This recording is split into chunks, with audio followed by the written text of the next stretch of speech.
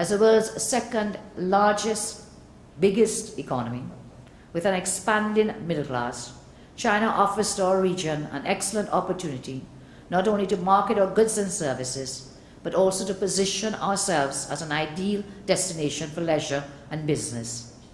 Trinidad and Tobago certainly welcomes the opportunity of cooperating with China in the area of science and technology in such fields as biosciences, agriculture, and food technologies. We envisage collaboration between our tertiary level institutions and Chinese universities. My government has set itself the goal of not only offering universal tertiary education, but also making Trinidad and Tobago a more knowledge-based, innovative society.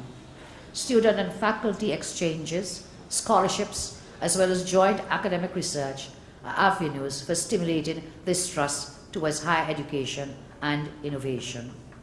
Of course, we are also looking to increase our trade with China. Already our liquefied natural gas, or methanol, and asphalt have found a favorable market in China, but we welcome a greater penetration of a wider variety of our goods and services into the Chinese market.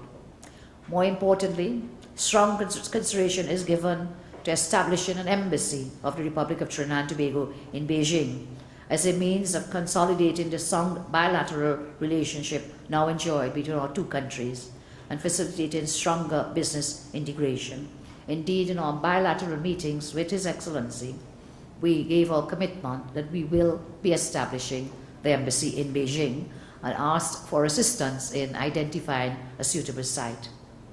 As we are all aware, small developing economies such as ours in the Caribbean are often most negatively affected by external shocks which are neither of our making or which we can control. Whether that crisis is financial or climatic, how we survive depends strongly on the buoyancy of our economies and the resilience of our people. Current trends and past experience are now dictating that we broaden our alliances with non-traditional partners, even as we seek to strengthen our own regional cooperation initiatives. But these are matters which will be discussed at length as you reconvene at the Hyatt. The achievements we celebrate today and during the course of the forum are but a step, an open opportunity to the possibilities of tomorrow. At the same time, I take the opportunity to thank the government and people of China for the grant of 40 million yuan. Can we tell them thank you, please, in a nice way?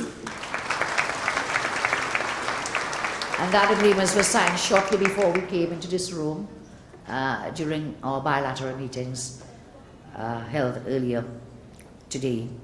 So thank you once again. Let us embrace these opportunities with an open mind, in the knowledge that we are working together to improve the quality of life for all our citizens.